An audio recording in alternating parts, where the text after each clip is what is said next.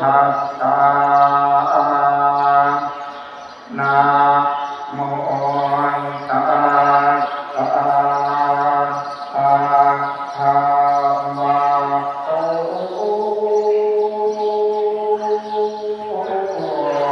อะระหะโต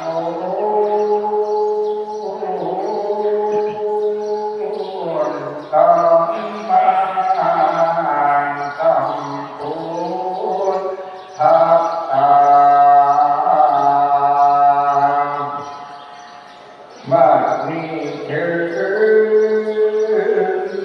พระเรื่องมหาเวทชา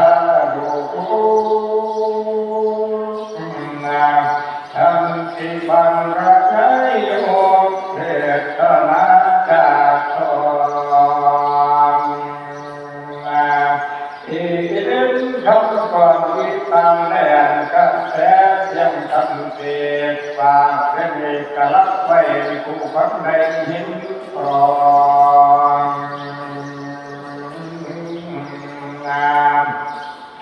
ขอเชิญทุกพวกพี่น้องขอและแม่ตาทุกชนมักทุกคนที่มาฟังให้ซื้อจำเอาไว้ก่อนพระโพธิยังไทยฟังเขาสวิชาเป็นมหาเวทท่านในอันต่างแต่ผู้ตนบารมีหรือตนเต็มเพียงในบังถึงนับว่าเป็นแนวทางเสีย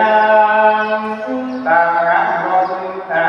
ทั้งว่าคนใดห่วงกระทำตามเพราะนี่ควรรำลึกไว้คนนั้นพระเกิดมา